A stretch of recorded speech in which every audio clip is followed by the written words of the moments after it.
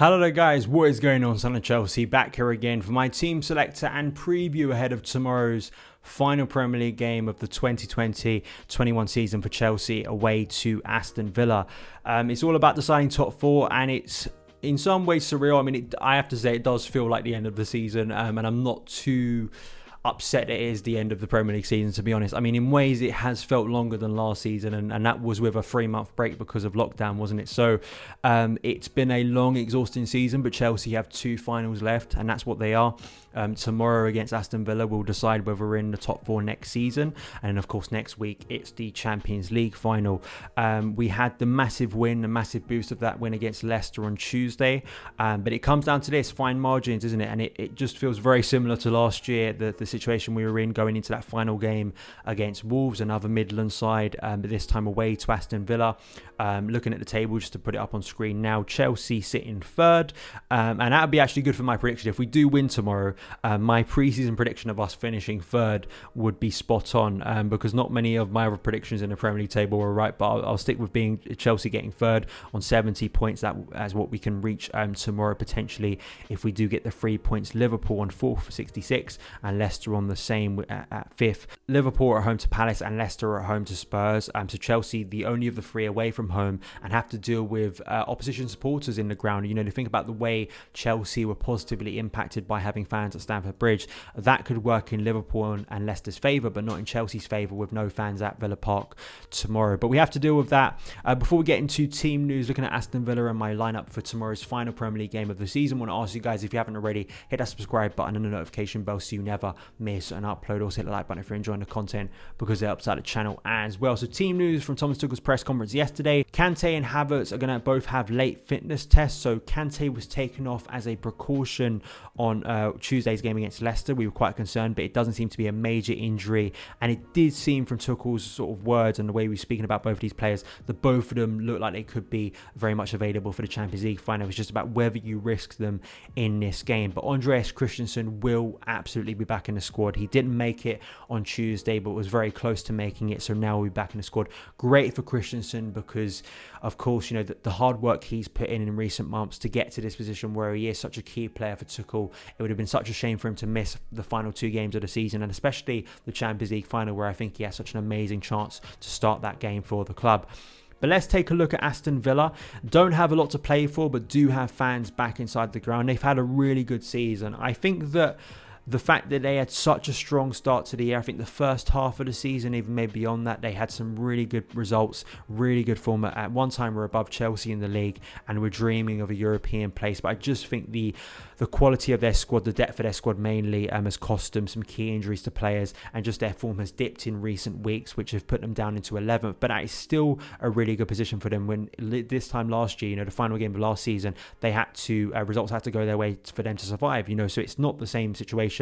I think some of their investment, I think in terms of a club spending last summer, I think Aston Villa did some of the best recruitment in the Premier League. Ollie Watkins, who has been their top goal scorer of 16 Premier League goals, scored the winner against Spurs the other night in a really good performance. And as well, Martinez in goal has been a really good investment too. Just on a case of Ross Barkley, he started the season really well on loan, of course, from us, but he's really tailed off and of course won't be playing tomorrow, and he's had injury issues, form issues, so it just hasn't worked out for him, unfortunately.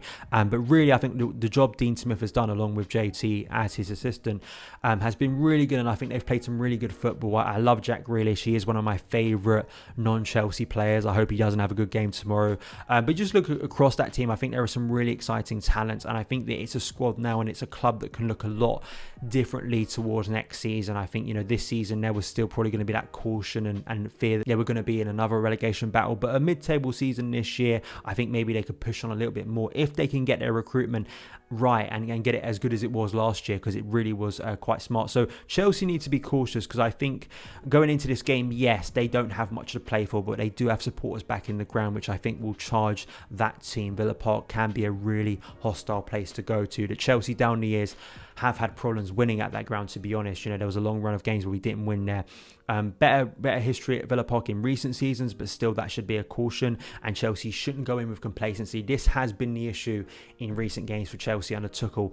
In big pressure games, with the exception of the FA Cup final where maybe there was some complacency there, but in the Premier League we think about West Brom, we think about Brighton, we think about Arsenal, games where Chelsea went in as major favourites and came unstuck. That should not be the case. The pressure and sort of the intensity we put Leicester under for large periods of Tuesday's game, you want to see that intensity again, because this is a cup final. It's do or die for Chelsea, and I think that should be the key thing. I think we should be going out there for a win. Maybe Spurs do us an unlikely favour, maybe Roy Hodgson in his final game as Palace manager does us a favour at Anfield, but we can't be banking on that. And I think for me, tactically going into this game, a physical presence I think is the key thing going into this game strategically for Chelsea. Villa do have physical presence in both boxes with their centre backs in Mings and Courtney House, who can be a real threat I think from set pieces at times. But in terms of who you're going to play up against them, I was listening to the Athletic podcast around Chelsea straight out of Cobham, which I suggest you go and listen to. Maybe against a more bulky centre back like Tyrone Mings, you'd want more flair players in that front three. So going into my predicted lineup, I'm going with the same front three as Tuesday. Kai Havertz is a late fitness test. I don't expect him to start. I think maybe he could come off the bench in this game if he would be ready. Tuchel may think to himself, with the attacking options he has, I'll keep Havertz fit and ready for next week against Man City if I want to start him. But going into my lineup here, as you can see, Edouard Mendy in goal. There's no messing around there. Mendy will play the final 2 games of the season unless he gets injured. Dave going into the back three. James really impressing at right centre back against Jamie Vardy in the 2 games against Leicester, but I'd prefer him here at right wing back if he is to play further up the pitch. Thiago Silva and Rudiger. So Christensen, as you'll see in one of my other lineups, I do bring Christensen back, but this is the first lineup if Christensen just is still on the bench, still on the squad, but may not actually play the game, which would be interesting to see in terms of team selection for the Champions League final. If he's not starting against Aston Villa, will Tuchel feel confident enough to throw him back in against Man City in the Champions League final? But Rudiger, of course, a massive player for Chelsea. He really is. When he isn't there, you do feel the lack of sort of aggression we have in our game. So Rudiger is a key player for us, along with Thiago Silva, who's had a really good season. So Reece James. N'Golo Kante, big question mark over Kante. And even if he is fit, I guess the question I pose to you guys, if he is fit and, he's deemed fit, he can play the game, there's no concerns. Do you play him, or do you know that you've got Kovacic, you've got Gilmour who could come in here and fill the role and then save N'Golo Kante for the Champions League final? My only question and my only counterpoint to resting Kante in this game is Tuchel has maybe at times made too many alterations in recent weeks that have cost us. I think about Kepa Arrizabalaga against Arsenal. I think about Marcos Alonso against Leicester in the FA Cup final. I just think that maybe Tuchel has been burnt by that, and he may just think, if I've got my strongest team available to me, I'm playing my strongest team. I'm playing Kante and Jorginho, the 2 players who got me to a Champions League final. I just wonder if that would be his thought process. Kovacic really impressed last week. He really did against Leicester. He did. I think in terms of a player who hasn't played for so long, and you do trust that he would be a senior figure to come in here. So I'm not going to say it's the end of the world. I'm just saying that a world-class talent like Kante that can define games for Chelsea, if he is fit and you don't play him and you don't get the right result, questions will be asked. I think that's an honest thing to bring up. But you would expect that if Kovacic can play, some of the ruggedness we saw in his game the other day, will that be phased out a little bit as he gets more minutes on the pitch? That's just a big question for Tuchel to answer tomorrow in terms of, do you risk Kante if he gets injured and out of the Champions League final? That's going to be a massive miss. But if you don't play him, that could be a big question mark too. Jorginho, I think, will be in this game. I think once again, Chelsea will need to be good on the ball. It's that thing with Jorginho. Can he keep it up consistently? Which he has predominantly. The intensity of passing from him in midfield, the fluidity in his passing, the sharpness in his passing was so impressive against Leicester in midweek.